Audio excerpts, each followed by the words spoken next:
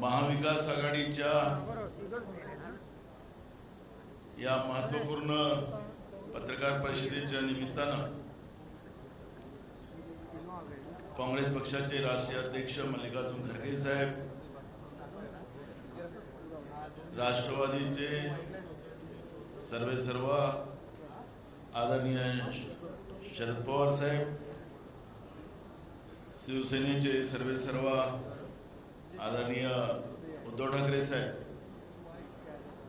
आदरणीय काँग्रेस पक्षाचे महाराष्ट्राचे प्रभारी रमेश चन्नीथलाजी, संजय राऊतजी, माजी मुख्यमंत्री पृथ्वीराज चव्हाण साहेब, विरोधी पक्षनेते विजय वडेट्टीवारजी, माणिकराव ठाकरेजी, नसीम खानजी आणि सगळी आदरणीय नेते मंडळी, महाविकास आघाडीचं महाराष्ट्रामध्ये 2019ला सरकार आल्यानंतर एक मजबूत गठबंधन महाराष्ट्रामध्ये निर्माण झालं. अनेक वार महाविकास आघाडीवर केंद्रातल्या तानाशाह सरकारच्या मदतीनं झालं, पण त्यांना सगळ्यांना जनतेची लढाई लढून आम्ही उत्तर देत राहिलो. आणि आता आज निवडणुकीचा महाराष्ट्रातला हा शेवटचा टप्पा, आज 5 वाजता प्रचार थांबणार आहे आणि आतापर्यंतच्या 4 फेजमध्ये झालेल्या निवडणुका आणि उद्या होणाऱ्या निवडणुकीलाही सुद्धा महाविकास आघाडीलाच महाराष्ट्राच्या जनतेचा मोठा पाठिंबा आहे असं चित्र आपण पाहतो आहे. आणि म्हणून भक्कम शक्तीनं महाराष्ट्राच्या आणि देशाच्या विकासाचं जे काही परिवर्तनाचा जो संकल्प लोकांनी घेतलेला आहे त्याला भक्कम पाठिंबा महाराष्ट्राच्या जनतेचा आशीर्वादाने या ठिकाणी मिळालेला आहे. आणि म्हणून छत्रपती शिवाजी महाराजांचा महाराष्ट्र हा तानाशाह दिल्लीमध्ये बसलेल्या सरकारच्या विरोधात एकजूट होऊन महाविकास आघाडीला आशीर्वाद देताना आपण पाहतोय. मी पत्रकार परिषदेची सुरुवात करतो आहे.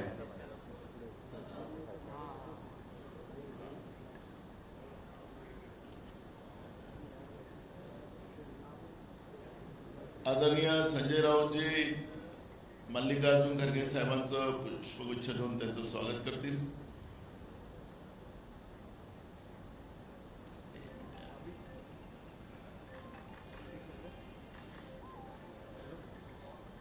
आदरणीय शरद पवार साहेबांचं विजय वडेट्टीवार साहेब पुष्पगुच्छ देऊन त्यांचं स्वागत करतील.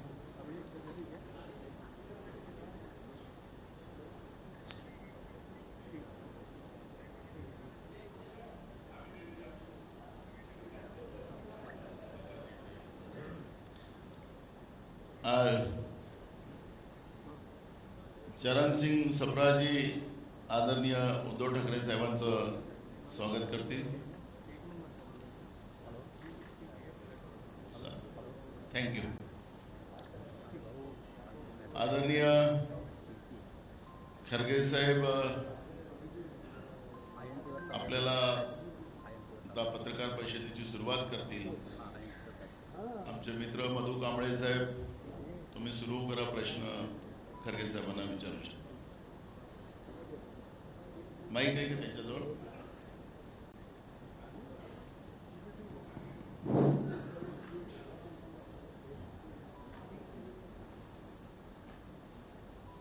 शरद पवार जी, उद्धव ठाकरे जी, नाना पटोले जी, संजय राउत जी और तमाम हमारे इस मंच पे बैठे हुए सभी लीडर्स, मेरे पत्रकार बंधु और सारे साथी, आप सबको मेरा नमस्कार। हम सभी जानते हैं कि महाराष्ट्र की गैर कानूनी महायुति सरकार का धोखा, विश्वासघात और साजिश के आधार पर बनाई गई और इसका समर्थन खुद प्राइम मिनिस्टर कर रहे हैं और उनकी रैलीज भी महाराष्ट्र में बहुत हो रही है। और वो कहीं भी जाते हैं तो लोगों के बीच में दरार पैदा करने की कोशिश करते हैं और हमेशा समाज को तोड़ने की बात करते हैं। तो ये जो देश के लिए उन्होंने एक गलत तरीके से अपना विचार रख के लोगों को जो भड़काने का काम कर रहे हैं, शायद कोई प्राइम मिनिस्टर ऐसा भड़काने का काम नहीं किया होगा। मैं भी 53 साल से पॉलिटिक्स में हूँ, एमएलए बन के और एमपी राज्यसभा बन के मेरे अफकोर्स हमारे शरद पवार साहब हमसे भी 5 साल आगे हैं, क्योंकि वो पहले से ही राजकारण में आए और उन्होंने अपनी ताकत रखी। साथ ही साथ उद्धव ठाकरे जी भी जब आए तब से वो भी पॉलिटिक्स में टिक के रहे हैं। मेरा एक ही कहना है कि ये जो घात की पॉलिटिक्स चल रही है और मोदी सरकार ने संस्थाओं का दुरुपयोग कर रही है, धमकी, ब्लैकमेल और लालच से विपक्ष दलों में फूट डालकर उन्हें तोड़फोड़ किया जा रहा है। ऊपर से अन्याय ये हुआ है कि जो असली दल है उनसे उनका पार्टी सिंबल छीन कर भाजपा को समर्थन करने वाले दलों को दिया गया। यानी आप बोलेंगे तो ये कोर्ट का फैसला है, सीईसी का फैसला है, सब चीज मोदी जी के इशारे पे चलते हैं, इसमें कोई दो राय नहीं है। वो जो कहते हैं वही होता है, लेकिन इस बार इलेक्शन में वो नहीं होगा। ये जनता की लड़ाई खुद जनता लड़ रही है उनके खिलाफ और इस लड़ाई में जनता जीतेगी और इनके जो कारनामे हैं उसके ऊपर अभी लोग बहुत नाराज हैं और यहाँ तक कि डेमोक्रेसी की बात बार बार वो करते हैं, डेमोक्रेसी के तहत नहीं चलते। मैं सुना यहाँ पर कॉर्पोरेशन के इलेक्शन भी 2 साल से नहीं हुए, यही डेमोक्रेसी है मोदी जी की। तो ऐसे कई चीजें महाराष्ट्र में नहीं, हर जगह ये काम किए और उनकी तोड़फोड़ नीति सिर्फ महाराष्ट्र की नहीं, उसका वार हुआ कर्नाटक पर, उससे पहले वार हुआ मणिपुर में, गोवा में और हमारे मध्य प्रदेश में, हर जगह वो गुजरात में भी वैसा ही कर दिए।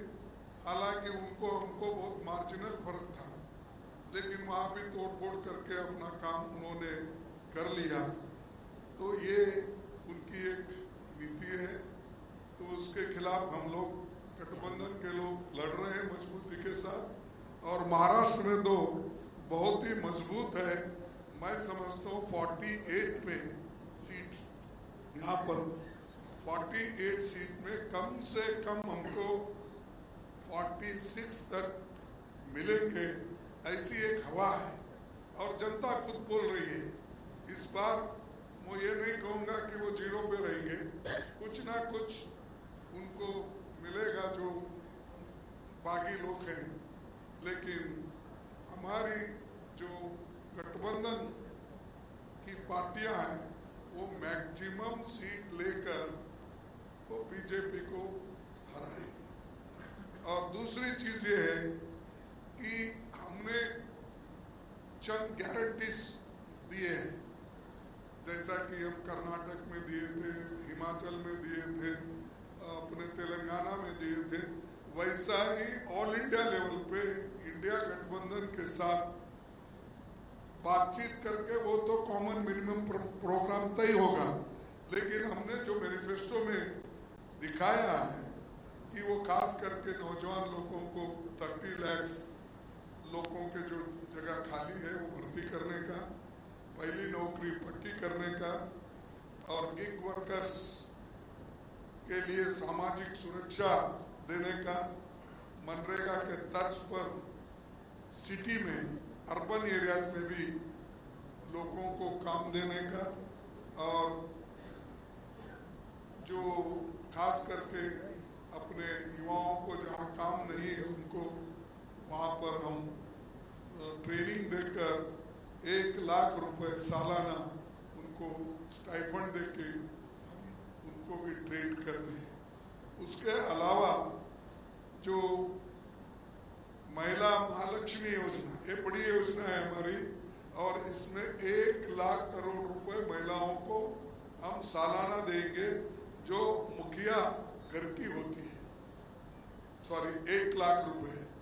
तो उसी तरह 25 लाख का स्वास्थ्य बीमा हम देंगे, छात्रों का स्टूडेंट लोन भी माफ करेंगे, किसानों पर जीएसटी पूरी तरह हटा दिया जाएगा, क्योंकि फर्टिलाइजर पे, ट्रैक्टर पे, जो भी किसानों के इक्विपमेंट्स है उस पे हम जीएसटी पूरा हटा देंगे फर्टिलाइजर पे।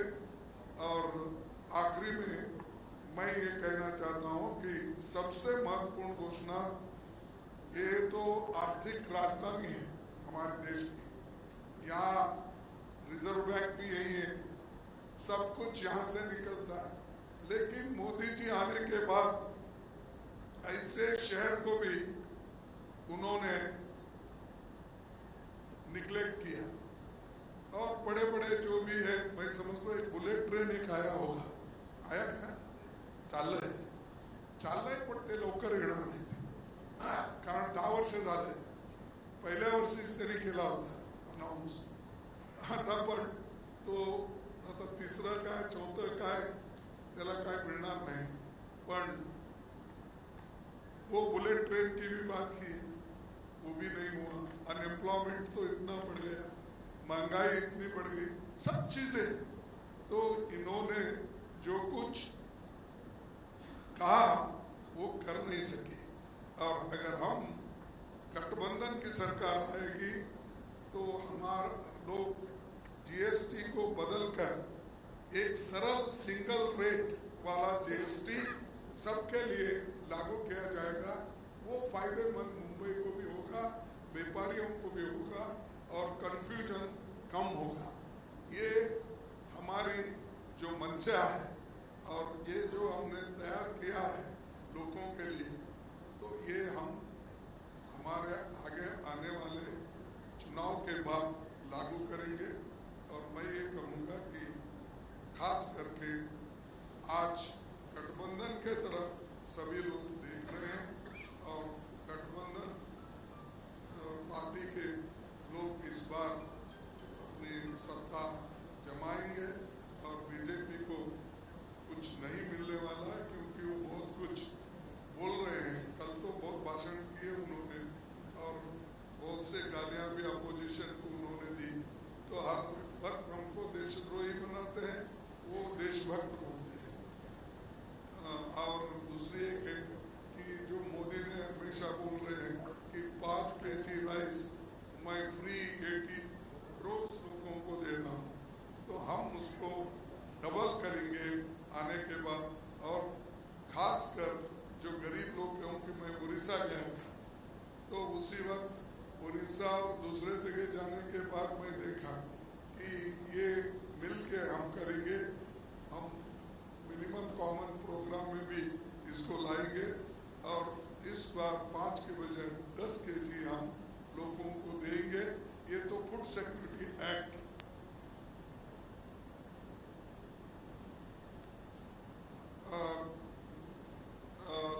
सिक्योरिटी एक्ट ने तो हमने लाया, लेकिन ये फूड सिक्योरिटी एक्ट हम लाने के बाद मोदी जी ये कह रहे हैं मैं फ्री दे रहा हूँ। अरे ये तो एक्ट है बनाया हुआ, इसको तो आप निग्लेक्ट नहीं कर सकते। इसलिए हम ये जो असंवैधानिक संस्थाओं का दुरुपयोग भी एक तरफ हो रहा है, जैसा कि ईडी का, सीबीआई का, इनकम टैक्स का, तो खूब दुरुपयोग कर रहे हैं। इसीलिए संविधान को बचाने के लिए और गुड गवर्नेंस के लिए ये जरूरी है कि हम लोग मिलके इसको करना है। तो कम से कम इस बार हम लोगों को एक होने के बजाय ज़्यादा से ज़्यादा जनता को फायदा होगा और हम ये करके रहेंगे। और ये जो गलत तरीके से वो सबको धमका रहे, ईडी का, सीबीआई, उसका, ये धमकी अब आगे नहीं चलेगी जब गठबंधन की सरकार आएगी। और जो कुछ भी हो रहा है उसके बारे में और भी हमारे नेतागण बोलेंगे। बस मैं इतना कह के अपनी बात को समाप्त करता हूँ। अगर आपके कोई क्वेश्चन है बाद में लूँगा, हमारे नेता लोग बोलने के लिए। आदरणीय शरद पवार साहेब।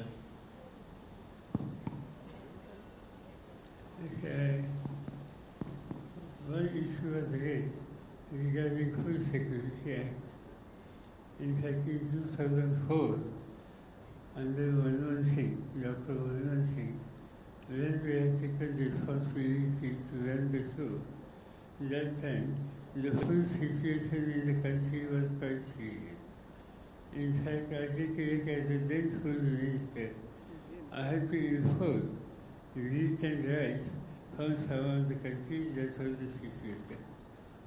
But Dr. Manmohan Singh said today, we took a challenge. We had done lesser prices, essentially for communities. Then we have provided fertilizer, seeds, and all other activities. And until this situation was changed, after 10 years, when we have handed power to the new people, India was the self-sufficient in food security. India became the largest producer, second largest producer of the wheat in the world. India becomes the largest producer of rice in the world. That was the situation which in our regime ultimately resolved. And at that time only, this issue which was raised by Kharge just now regarding Food Security Act that was introduced in the Parliament and that was unanimously passed. So whatever Mr. Modi might be saying today is that we have taken this measure this year. This is not at all correct. This decision was taken by previous government, and the food security situation has been substantially improved with the initiative from farming community and government. Thank you. आदरणीय उद्धव ठाकरे साहेब.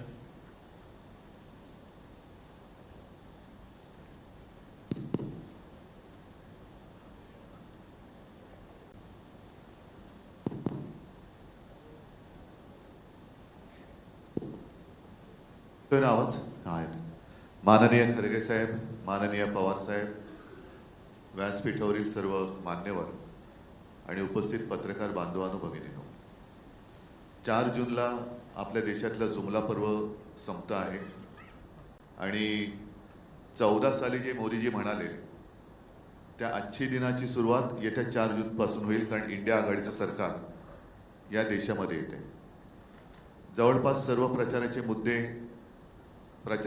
म्हणजे जनतेच्या जीवन मरणाचे प्रश्न हे सगळे अख्ख्या देशामध्ये चर्चिले गेलेले आहेत.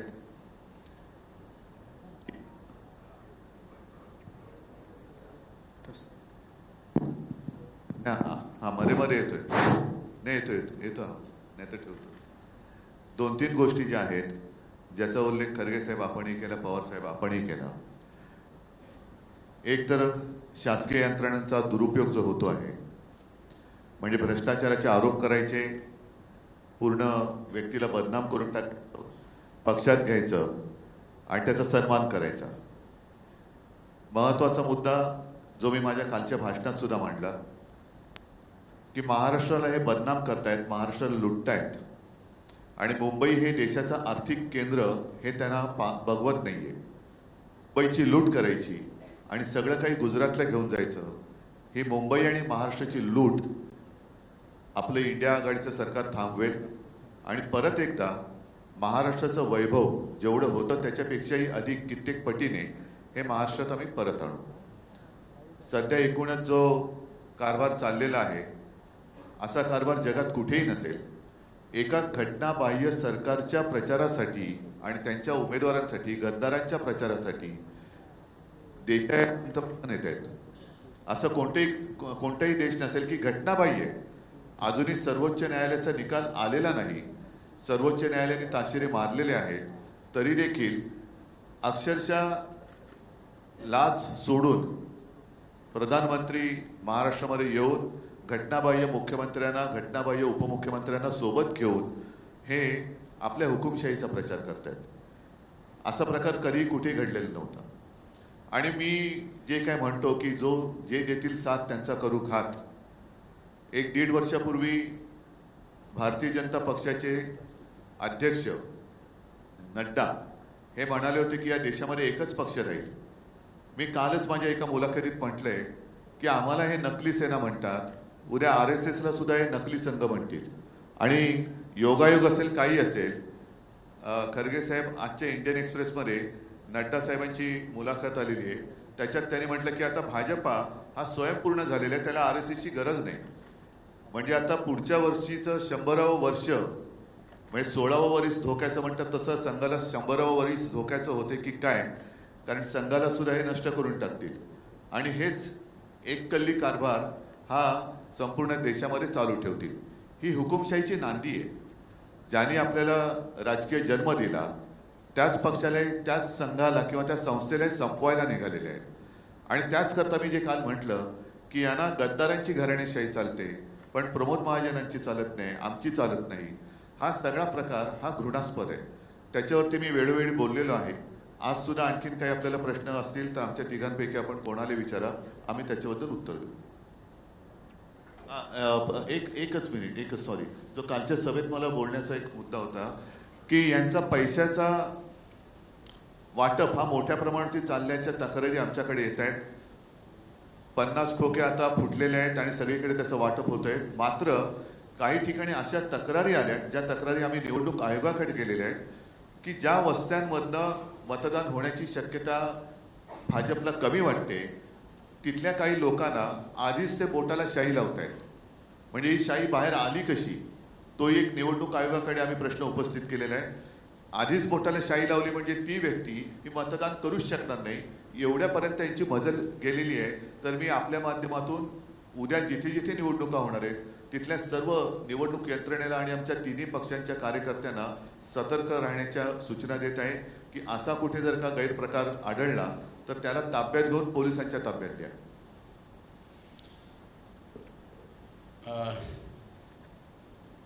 मधु कांबळे साहेब खरगे साहेबांना प्रश्न विचारू शकता. हां नाही,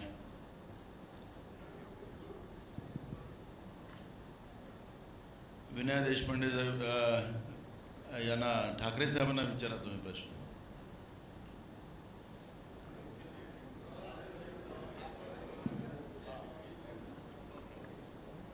हॅलो, मी विनया देशपांडे, CNN न्यूज 18 मधून. मला तुम्हाला विचारायचं आहे, गेले काही दिवस तुम्हाला उद्धव ठाकरेजी गेले काही दिवस सतत भाजपाकडून पाकिस्तानचा उल्लेख केला जातोय. पाकिस्तानला सतत या इलेक्शनमध्ये आणलं जात आहे. थोडक्यात कालही जेव्हा मोदीजी आले तेव्हा म्हटले की पाकिस्तानमधून ट्विट्स होत आहेत राहुल गांधींच्या सपोर्टमध्ये, किंवा तुमच्या रॅलीजमध्ये पाकिस्तानचे झेंडे फडकवले जात आहेत आणि पाकिस्तानात जल्लोष होईल. तर सतत हे जे पाकिस्तानबद्दलचं नरेटिव्ह बिल्डअप करायचा प्रयत्न केला जातोय त्याच्याबद्दल तुम्हाला काय वाटतं? आणि दुसरा प्रश्न, आत्ता खरगेजी म्हटले की 46 जागा तुम्हाला मिळतील 48 पैकी. मी थोडं करेक्शन करतो. मी तर म्हणतो 48च्या 48 मिळतील. बरं, तुम्ही म्हणताय की 48चे 48 मिळतील, पण ह्या निवडणुकीच्या निकालांचा इम्पॅक्ट फक्त राष्ट्रीय लेवलवर नाहीये. महाराष्ट्र देशातलं दुसरं मोठं राज्य आहे आणि त्याचा इम्पॅक्ट देशावरही पडतो. मुख्यत्वे महाराष्ट्रात इलेक्शन्स आता ह्याच्यानंतर होत आहेत. ह्या रिझल्टचा इम्पॅक्ट महाराष्ट्रात कसा होईल? तुमची युती ह्यानंतरही महाराष्ट्राची निवडणूकही अशीच लढेल का? थँक्यू. पहिल्या प्रथम पाकिस्तानच्या प्रश्नाला उत्तर देतो. मनी वसे ते स्वप्नी दिसे. त्याच्यामुळे भाजपच्या मनामध्ये पाकिस्तान आहे. मोदींना सुद्धा अजूनही नवाज शरीफच्या केकची आठवण येतेच, कारण त्या केकची चव काही न्यारीच असावी म्हणून त्यांना सातत्याने पाकिस्तान आठवतो आहे. मी काल जे म्हटलं की एखादं मूल भुकेने कळवळून रडायला लागलं तर त्याला भूताच्या गोष्टी सांगून शांत करता येणार नाही, कारण त्याच्या पोटात आग भडकलेली असते. आत्तापर्यंत मोदी आणि भाजपने हेच केलं की जेव्हा देशाने आक्रोश केला, भूक लागले, नोकरी पाहिजे, रोजगार पाहिजे, सुरक्षा पाहिजे, त्या वेळेला त्यांनी पाकिस्तानची भीती दाखवलेली आहे. आता याच्यामध्ये गेल्या वेळेला पुलवामाचा जो हल्ला झाला होता त्याच्याबद्दल तत्कालीन जम्मू काश्मीरचे राज्यपाल सत्यपाल मलिक यांनी जो एक खुलासा केला किंवा यांचं जे भांडं फोडलेलं आहे त्याच्याबद्दल यांच्याकडे उत्तर नाही आहे. आणि सत्यपाल मलिकांचा आरोप किंवा त्यांची माहिती ही फार गंभीर आहे. केवळ आणि केवळ निवडणूक जिंकण्यासाठी भाजपने तो हल्ला घडवून आणला होता का, असा त्याचा दुसरा अर्थ निघू शकतो. आता पाकिस्तानचा झेंडा हा मी तरी कधी बघितलेला नाही आणि तो भारतीय जनता पक्षाला माहिती असेल म्हणून त्यांना तो दिसला असू शकतो, पण हे कुभांड रचायचं. आणि त्याच्यासाठी मी काल एक ती संपत सर यांची कविता त्यातल्या 4 ओळी ऐकवल्या, ज्याचा अर्थ असा आहे की मूलभूत जे प्रश्न आहेत तिथून भरकवटण्यासाठी हे असे काहीतरी नरेटिव्ह सेट करण्याची त्यांची एक कल्पना असते, पण आता ती चालणार नाहीये. कारण देश म्हणतो की पाकिस्तान मग तुम्ही आतापर्यंत केलं काय? 10 वर्ष त्यांना धडा शिकवणार होता, अजूनही पाकव्याप्त काश्मीर आलेलंच नाहीये. मात्र चीन घुसायला लागलेलं आहे. चीन लेह लडाखमध्ये घुसतोय. तिथे सोनम वांगचुक हे उपोषणाला बसलेले, त्यांच्याकडे मोदी नाही गेले ना शहा गेले. अरुणाचलमध्ये चीन घुसलेला आहे. चीनने आपल्या तिथल्या गावांची नावं बदललेली आहेत, तरी देखील निर्लज्जपणाने म्हणतायत की नाव बदललं तरी काय झालं. म्हणजे यांना कशातच काही पडलेलं नाहीये, फक्त तोडाफोडा आणि राज्य करा याच्यावरती त्यांचा भर आहे. आणि आपण जो प्रश्न विचारला की पुढची विधानसभा निवडणूक अशीच होईल का, अशी नाही होणार, कारण तेव्हा आमचं सरकार केंद्रात आलेलं असेल. त्याच्यामुळे अधिक ताकदीने आम्ही ती लढणार आणि आम्ही ती जिंकणार. माझा प्रश्न उद्धवजींसाठी आहे. मी संदीप. एक मिनिट दिनेश मोरे.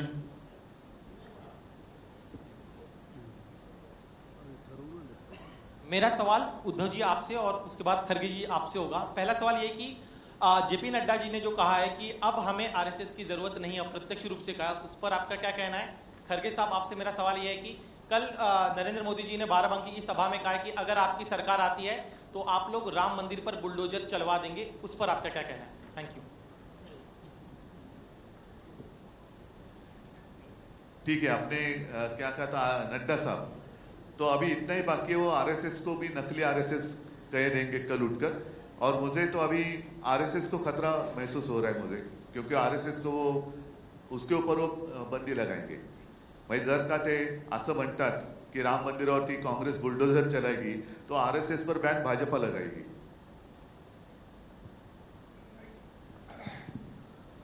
ठाकरे साहब ने अब आपको स्पष्ट किया, बुलडोजर उनकी गवर्नमेंट है. हम किसी को आज तक बुलडोजर लगाया नहीं. और ये जो भगवान की मंदिर जो ट्रस्ट के ओर से बनी है, अभी बनने में है, ये जनता में एक भ्रम पैदा करने के लिए और जनता में एक रोष पैदा करके इंस्टिगेट करने का, ये तो मैं समझता हूँ ये तो इलेक्शन कमीशन उनके ऊपर एक्शन लेना चाहिए. जो इंस्टिगेटिव स्पीचेस करते हैं तो उनके खिलाफ तो कार्रवाई होनी चाहिए. खुद प्राइम मिनिस्टर कर रहे हैं. अगर कोई छोटा मोटा नेता करता तो हम मानेंगे बुलडोजर लगाएंगे, वो लगाएंगे. जो चीज़ें हम नहीं कर सकते, इम्पॉसिबल है, और उसको उन्होंने ऐसा लोगों को भड़का रहे, तो ये कभी नहीं होगा. हमारी गवर्नमेंट आने के बाद हर चीज की हिफाजत होगी।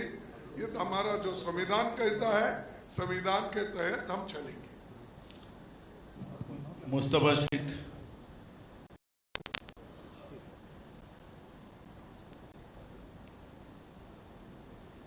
सर, प्रश्न इस तरह है कि पीएम मोदी हर चीज़ में क्लैरिटी रखते हैं, लेकिन मुस्लिम वोट के मुद्दे पे कहीं ना कहीं क्लैरिटी नहीं है। इंटरव्यू में एक बात है और स्पीचेज में दूसरी बात निकल के आ रही है। ऐसा आपको क्यों लगता है? कल राज ठाकरे ने आगे जाके ये कहा है कि जो मुसलमान आपके साथ हैं वो उद्रेकी है या वो सर नहीं उठा पाए 10 साल से, इसलिए आप लोगों के साथ।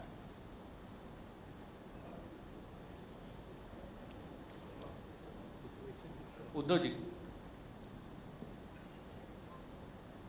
पहले वहाँ जितने सारे कल मंच पे लोग थे उनको अपनी दिशा तय करनी चाहिए कि कौन सी दिशा वो जाना चाहते हैं। कभी इधर कभी उधर भटके हुए लोग हैं। जब वो कहते हैं कि पवार साहब की उन्होंने आलोचना की थी, भटकती हुई आत्मा, ये तो आत्मा है या नहीं पता नहीं, संवेदना नहीं है उनमें और सिर्फ उनके भटक रहे हैं, कुछ भी कहते जा रहे, कुछ भी बकते जा रहे हैं। और सिर्फ मुसलमानों के बारे में नहीं, मोदी जी ने मेरे बारे में ही कहा है, मुझे भी उन्होंने नकली संतान कहा है। तो क्या जो उनके अगल बगल में सारे लोग बैठे थे उनको उनका ये सब, ज्याला मराठीत अकलेचे तारे म्हणतात, पण मी म्हणणार नाही कारण तारे दाखवायला सुद्धा अक्कल असावी लागते, त्यांना अक्कल नाही आहे कारण ते मला नकली म्हणतात, म्हणून मी त्यांना बेअक्कली म्हणतोय। तो उनको ये मंजूर है, कुछ भी बकते जा रहे। और जैसे वो जो कह रहे हैं कि इंडिया आघाड़ी की सरकार आएगी तो कांग्रेस राम मंदिर पर बुलडोजर चलाएगी, ये होगा नहीं। पहले तो हमारी सरकार राम मंदिर का काम पूरा करेगी, जो उन्होंने आधा अधूरा किया है वो तो पूरा करेगी। अन्य गुप्ता। जहाँ तक राम मंदिर का बुलडोजर की बात हुई, हम ये कहना चाहते हैं कि इस देश में जितने जितने रिलीजियस इंस्टीट्यूशंस है, चाहे हिंदू के हो, चाहे मुस्लिम के हो, चाहे ईसाई के हो, चाहे सिखों को, इनकी इज्जत रखना हमारा फर्ज रहेगा।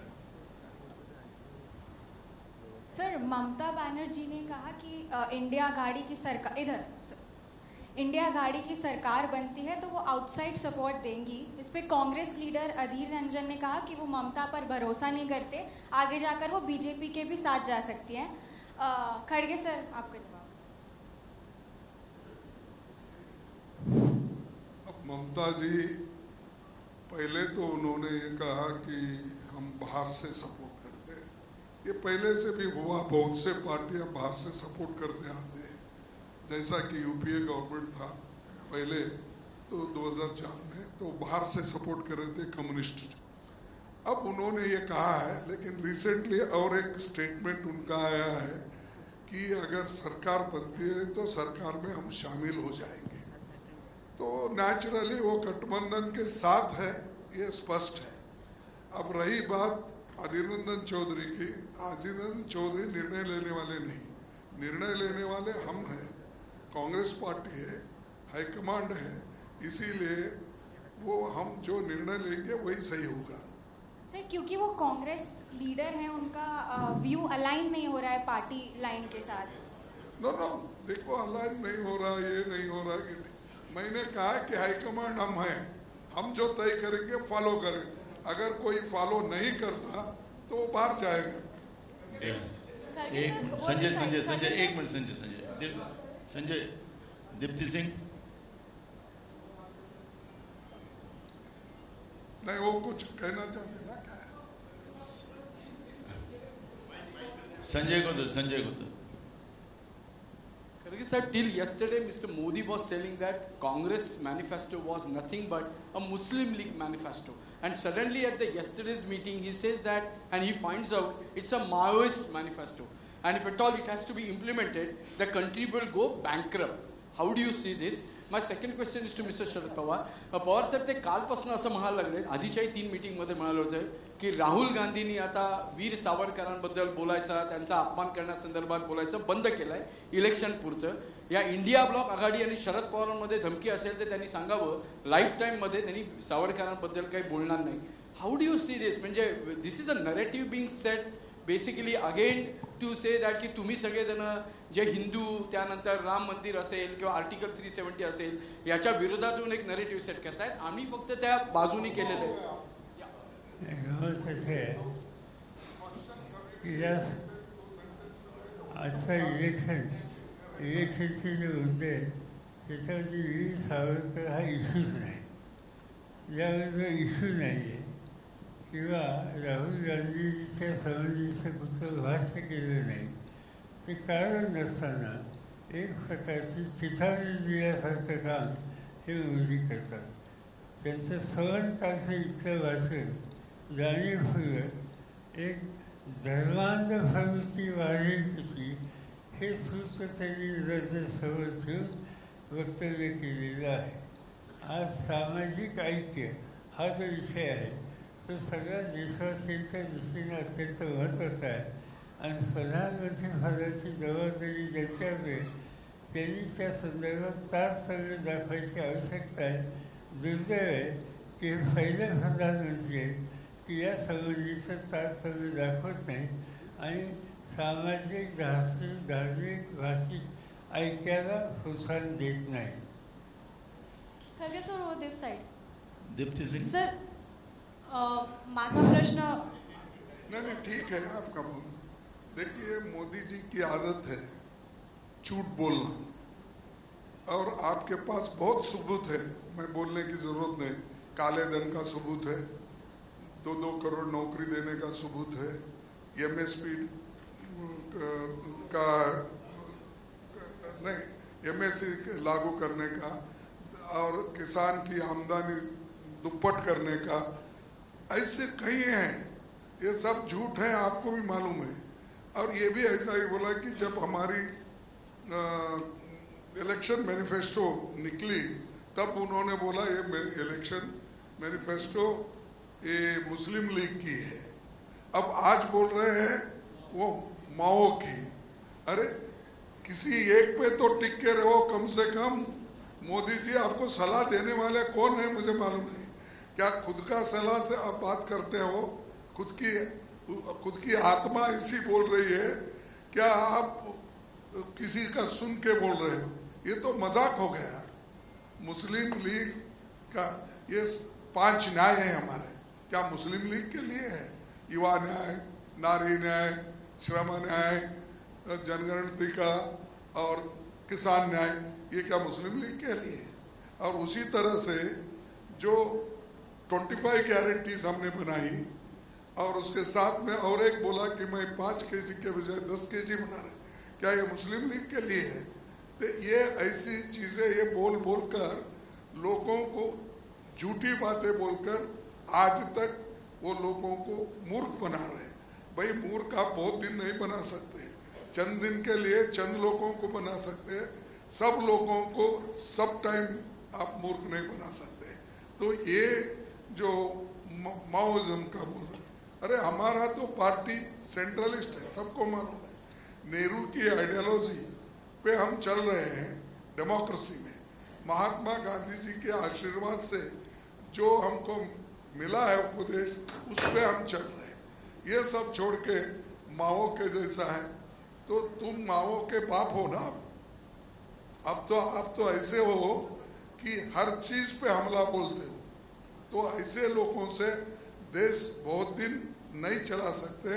अब तो खत्म होने पे ऐसा उनका 100 बकना हमारा एक करना बराबर. खरगे सर एक सवाल बस आपसे जानना चाहेंगे. खरगे सर एक सवाल आपसे जानना चाहेंगे. एक मिनट. बीच में आपने जो सवाल पूछा था ना, कल किसी ने मंच से कहा था मुसलमान हमारे साथ आ रहे हैं, तो जिन्होंने वो सवाल पूछा तो मोदी जी को पूछो कि उनको अगर आपने साथ लिया है तो उत्तर भारतीय और जैन लोगों को आप जवाब क्या देंगे? Kharge sir this way. Sir एक सवाल आपसे जानना चाहेंगे, क्या कांग्रेस दिल्ली में आपसे दूरी बना रही है? क्या केजरीवाल को कांग्रेस सपोर्ट करेगी? अलग अलग स्टेट में अलग अलग अलायंस है. हम सिर्फ दिल्ली में 3 सीटों पे अलायंस है, चंडीगढ़ में अलायंस है. बाकी कहाँ पर हमने उनको सीट एडजस्ट करके दिया है गुजरात और इसमें हरियाणा में, वो हम वहाँ पर काम करेंगे। जहाँ पर हम पंजाब में लड़ रहे हैं एक दूसरे से, लड़ते रहेंगे। ये डेमोक्रेसी है, ये तो ऑटोक्रेसी नहीं है। जहाँ हम जम सकते हैं बराबर, वहाँ एक दूसरे की मदद करके बीजेपी को हराने के लिए जो करना है हम करेंगे। मी थोडंसं माझं प्लीज मी फक्त थोडंसं एकदा मला थोडं कॉपरेट करा आपण बोला पण सर. मी तो सिंग तुम्ही एकदा प्रश्न विचारा तुमचा. उद्धवजी नमस्कार. मी 2 मिनिटं उद्धवजी नमस्कार, मी दीप्ती सिंग मिड्डे. मला हे विचारायचं आहे, at the end of your address आपण म्हणालात की काही ठिकाणी असे कंप्लेंट्स आले आहेत की जिथे लोक वोटिंग नाही करत आहेत त्यांच्या हातावर शाही लावून हे करतात. ही मुंबईची एरिया आहेत आणि ह्याच्यावर ऑफिशियल कंप्लेंट झाली आहे का आपल्याकडून? हो, जिथे जिथे आमच्या लक्षात येते. मुंबईमध्ये तसं घडलेलं नाही, पण मुंबईमध्ये घडेल, कारण मुंबईच्या बाहेर जिथे मतदान झालेलं आहे तिथल्या काही तक्रारी आमच्याकडे आलेल्या आहेत. म्हणून आजच मी आपल्या माध्यमातून, म्हणजे चॅनल्स आहेत त्यांच्या माध्यमातून जनतेला सुद्धा सावध करतोय, कारण असं करणं म्हणजे आपलं भविष्य आणि आपला देश विकण्यासारखं आहे. अभिनय देशपांडे. सर राकेश सर एक मिनिट ना, ना. मला कॉपरेट करा, मग मी तुम्हाला जनरल प्रश्न विचारला देतो. ना एक मिनिट मला कॉपरेट करा. राकेश. अभिनय, तुम्हारा आवाज मोटा है, थोड़ा बोलो. सर तब तक मैं एक सवाल पूछ लेता हूँ. मेरा सवाल जो है खड़गे जी आपसे है, आरक्षण को लेकर के 2 बातें हो गई हैं. एक तो मोदी जी कहते हैं कि धर्म के नाम पे आरक्षण वो कभी होने नहीं देंगे, लेकिन मेरा जो सवाल है वो आम जनता से जुड़ा हुआ है. क्या आपकी सरकार आएगी तो आप सभी जो आरक्षण है वो रद्द करके सिर्फ जो आर्थिक रूप से कमजोर हैं उन्हें आरक्षण देने की आप फेवर में होंगे या नहीं होंगे? आपका आरक्षण पे आपकी सरकार का क्या स्टैंड होगा? देखो, हमने जो संविधान में जो आरक्षण दिया गया है उसके साथ है, और जो वीकर सेक्शंस के लिए, इकोनॉमिकली वीकर सेक्शंस के लिए जो 10% बनाए हैं वो नेचुरली वो वैसा ही रहेगा. और हर चीज़ को हम ये नहीं कहते कि आरक्षण हम दूसरों को देंगे, तीसरों को देंगे. जो ये स्टेट सब्जेक्ट्स है, जिस स्टेट से रेकमेंड होकर आते हैं उसको तो इलेक्शन, अपना backward class commission, SC/ST commission, ST commission, ये लोग छानबीन करके भेजते हैं. तो ये तो मुद्दा ऐसा नहीं कि आज आप बोले, आप कहे मैं यस बोलूं, ऐसा नहीं हो सकता. इसको एक प्रोसीजर है, और जो रिजर्वेशन ऑलरेडी संविधान में है वो तो रहेगा ही, उसको कोई टच नहीं करेगा, कर भी नहीं सकता. अगर करा तो बहुत बड़ा आंदोलन होगा. Hello hello sir. अभिनय सॉरी. हां सर तुमच्या लेफ्ट साइडला sir. Here sir. Abhinay Deshpande from The Hindu. So, well, you have already spoke about Ram Mandir issue. So, would you, every day Prime Minister Narendra Modi is alleging that the Congress would reinstate Article 370 once it comes back to power at center. So, what is your party's stand on Article 370?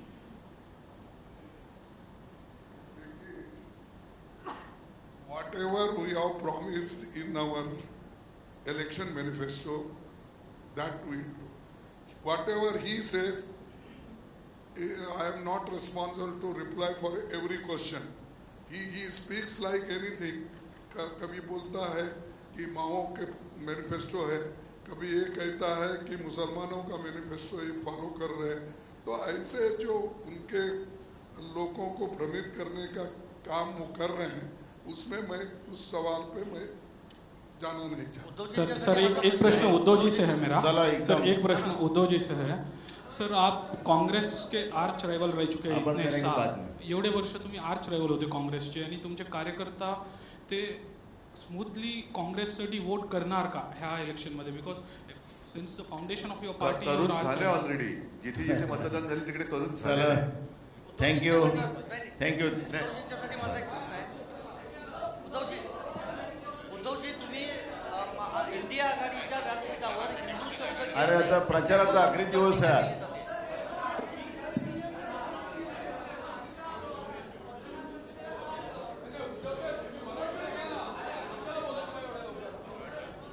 Sir मराठीचं चल घे, लवकर घे. नाही सा- नाना, उद्धवजींच्यासाठी माझा प्रश्न आहे. सागर बोल लवकर. मी संदीप राजगोळकर, TV9 मराठी. तुम्ही माझा इंडिया प्रश्न- आघाडीच्या व्यासपीठावर इंडिया आघाडीच्या व्यासपीठावर हिंदू शब्द घेत नाही, फक्त देशभक्त शब्द घेता, यावरून तुमच्यावर टीका सुरू आहे. आणि दुसरा प्रश्न खरगे साहेब, जे लोक देशभक्त या शब्दावरती आक्षेप घेतात, एकतर ते हिंदू नसतील किंवा देशभक्त नसतील. कारण हिंदू देशभक्त नाहीत हा शोध कोणी लावला? हिंदू काही देशभक्त नाही. देशभक्त असणं हा काही गुन्हा आहे? अत्यंत असा याचा अर्थ असा की आमच्यावरती जे पाकिस्तानचा झेंडा नाचवल्याचा आरोप करतायत ते देशद्रोही आहेत. आणि मी देशभक्त शब्द वापरल्यानंतर ज्यांना आक्षेप आहे ते देशद्रोही आहेत. आणि हिंदू तर नक्कीच असतील असं मला वाटत नाही, कारण या देशातले आम्ही सर्व हिंदू हे देशभक्तच आहोत. आणि देशभक्तांमध्ये सर्व आहेत, अगदी मुसलमान सुद्धा आहेत, ख्रिश्चन सुद्धा आहेत, शीख तर आहेतच आहेत. जी लोक शेतकऱ्यांच्या आंदोलनाला नक्षलवादी म्हणतात, देशद्रोही म्हणतात आणि संघाचे कार्यवाह होसबळे हे शेतकऱ्यांच्या आंदोलनाच्या माध्यमातून अराजक येते, त्याला अराजकता मानतात, ते देशभक्त आहेत असं म्हणणारे असं मला वाटत नाही. आणि परत सांगतो, माझ्या देशभक्त या शब्दाला आक्षेप घेणारे हे देशद्रोही आहेत. खरगे सागर सागर खरगे साहेब आणि उद्धव ठाकरेंना आहे. माझा ऑपरेशन प्रश्न, लोटस माझा एकच प्रश्न आहे खरगे साहेब आणि उद्धव ठाकरेंना. लोकसभा निवडणुका आता अंतिम टप्प्यात आहेत. अशा वेळेस इंडिया आघाडीमध्ये पंतप्रधान पदाच्या चेहऱ्यावर काही सहमती बनली आहे का? राहुल गांधी हे या सरकारचं नेतृत्व करतील जर संख्याबळ बनलं तर?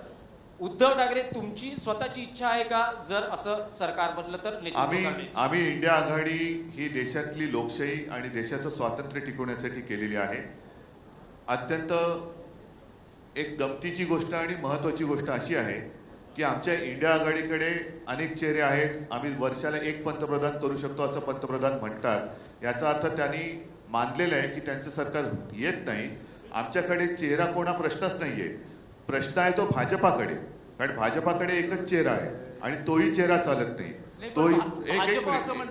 भाजप काही म्हणू दे, भाजप म्हणजे कोण ब्रह्मदेव नाहीये. त्याच्यामुळे भाजप काही म्हणू दे, आम्ही इंडिया आघाडी म्हणून बोलतोय. भाजप म्हणजे आणि नरेंद्र मोदी म्हणजे ब्रह्मदेव नाही. परत एकदा सांगतो, आमच्याकडे इंडिया आघाडीकडे पंतप्रधान पदासाठी अनेक चेहरे आहेत. त्याच्याबद्दल सुद्धा काय करायचं हे आमच्या बैठकीमध्ये ठरलेलं आहे. पहिले त्यांना अंगावर यायचं तेवढे येऊ द्या. त्यांच्याकडे आता चेहरा नाही. अनेकदा मी म्हटलेलं आहे आणि मोदीजीच म्हणाले की एकच प्रॉडक्ट किती वेळा लॉन्च करणार. आता तोच प्रश्न त्यांना आहे. प्रत्येक वेळा निवडणूक आल्यानंतर हे बोवल्यावरती चढतात. 14 साली चढले, 19ला चढले, 24ला चढले आणि आता तो चेहरा चालत नाही. मोदीला टाच कुठेही नाही. आणि भाजपची पंचायत अशी झाली की निवडणूक आता अंतिम टप्प्यात आल्यावर ते पंतप्रधान पदाचा चेहरा बदलू शकत नाही. त्याच्यामुळे त्यांना हारण्याशिवाय दुसरा आता काही पर्याय उरलेला नाही. पवार साहेबांना प्रश्न आहे माझा. पवार साहेब, आता काँग्रेस अध्यक्षांनी म्हणजे राष्ट्रीय अध्यक्ष साहेबांनी आणि उद्धवजींनी एक वेगवेगळे महाविकास आघाडीचे विजयाचे आकडे सांगितले. तुम्ही काही दिवसांपूर्वी शिरूर किंवा पुण्यामध्ये एक आकडा वेगळा सांगितला होता. आज तुमचा मॅजिक फिगर काय येतो महाविकास आघाडीचा? आणि दुसरा, उद्धव साहेबांना प्रश्न आहे. काल राज ठाकरे यांनी थेट सांगितलं की पंतप्रधान झालेच मोदी, कारण की नेहरू नंतर ते होणारे तिसरे पंतप्रधान असतील. त्यावर तुमची प्रतिक्रिया काय? मला नाही वाटत हे लक्ष देण्यासारखं विधान आहे त्यांचं. मोदींनी सुद्धा त्यांच्याकडे लक्ष नाही दिलं, त्यांच्या मागण्यांकडे लक्ष नाही दिलं, तर मी का देऊ? असं आहे की माझं स्वतःचं असेसमेंट सांगितलं होतं. आत्ताच आपण खरगे साहेबांच्या त्यांच्याकडची माहिती ही अधिक आणि लेटेस्ट आहे. त्यामुळे त्यांनी जो आपल्याला सांगितलं वांडर आणि त्याच्या आसपासचा महाविकास आघाडीच्या या